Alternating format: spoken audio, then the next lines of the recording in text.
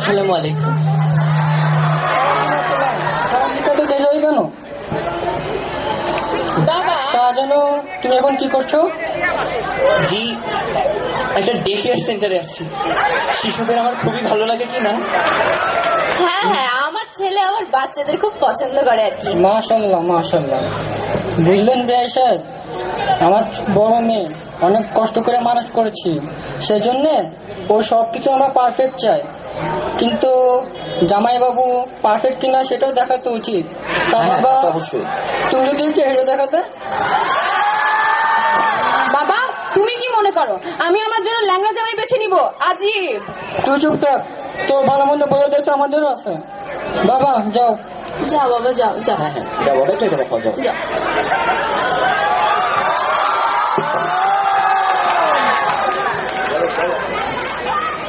বলছিলাম না বাবা, আমার জামাই ল্যাংড়া না। তবু সবকিছু দেখে রাখাই ভালো। পারফেক্ট জিনিস বুঝতে পারতেছেন তো। বাবা, তুমি নামাজ কালাম পড়ো? জি জি, আমার ছেলে 5 ওয়াক্ত নামাজ পড়ে। তা বাবা, তুমি রাখতে জানো? যদিও আমার মেয়ের জামাইকে দিয়ে কোনো কিছু কাজ করাবো না, কিন্তু ঘরে লক্ষ্মী বলে কথা, কিছু কিছু রান্না তো জানাই উচিত। কি বলেন ভাই? জি জি, কিছু কিছু। আমার ছেলে তো পান্তা ভাত থেকে শুরু করে উগান্ডা স্পেশাল বিরিয়ানি তাও রাখতে জানে। মাশাআল্লাহ। এই যা কিছু দেখছেন সবই আমার ছেলের রান্না করা। এই তো কিছুদিন আগে থাইল্যান্ডের উপরে একটি কোর্স করে এসেছে। হ্যাঁ হ্যাঁ, আমার ছেলে তো বেশিরভাগ রান্না ওর বাবার কাছেই শিখেছে আর কি। আমার ছেলে করছেন কেন? ও তো আমাদেরই ছেলে। আপনাদের কোনো আপত্তি না থাকলে আজই আংটি পরিয়ে দিয়ে যেতে চাচ্ছিলাম। জি জি, আলহামদুলিল্লাহ, তাহলে তো ভালোই হয়। যাও বাবা, সামনে যাও। যাও বাবা।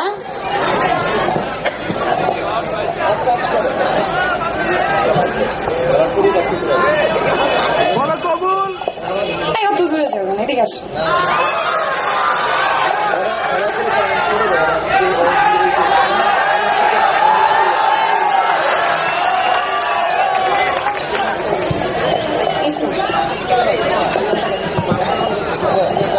বিয়ে তো হলো বাবা, তারপর? আরে দাঁড়া দাঁড়া, এখনই তো পুরুষের বিপদ শুরু হবে।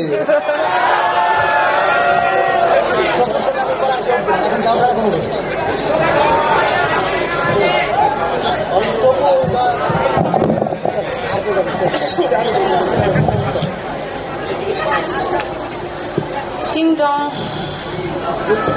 কি আসলে এই সময়?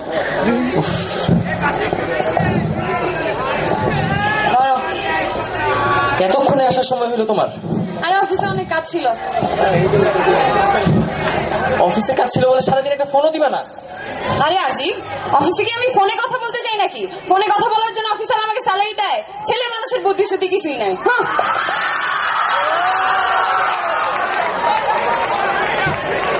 রাগ করছো কেন? এই শোনো, শোনো না। কি বলো? চলো না কোথা থেকে ঘুরে আসি। বিট্টু, তোমার মাথা কি খারাপ হয়ে গেছে? সংসারে থাকতে থাকতে আসলে তোমার মাথায় গিট্টু লেগে গেছে। সংসার কিভাবে চলে সেই খেয়াল তোমার আছে? আজিব, কিছুদিন বাপের বাড়ি যে ঘুরে আসো, তোমার মাইন্ড অন্তত কিছুটা ফ্রেশ হোক। আমার খাবার দাও। আচ্ছা, এখানে বাপের বাড়ি কি হইলো? আওয়াজ নিচে। আমি দা আসতেই কথা বলতেছি। খাবার দাও। খাওয়া দিয়েছি, খেতে এসো।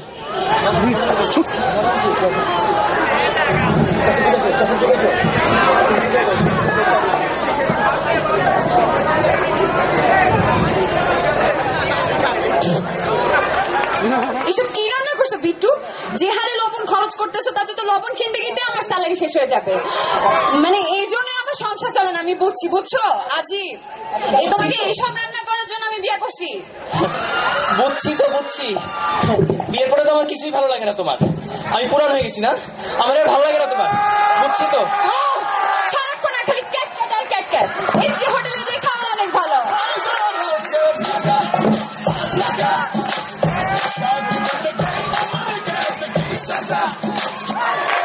जोर का झटका है जोरों से लगा लगा शादी बन गई मर गए तो की सजा। ও নো বাবা, এসব কি হচ্ছে? আরে এভাবে যদি চলতে থাকে তবে এটাই ভবিষ্যৎ। তার মানে বুঝে বুঝেছি। এখন যদি নারী নির্যাতন ও ইফটিজিং বন্ধ না হয় তাহলে ভবিষ্যতে অ্যাডাম টিজিং ও পুরুষ নির্যাতনও কেউ ঠেকাতে পারবে না।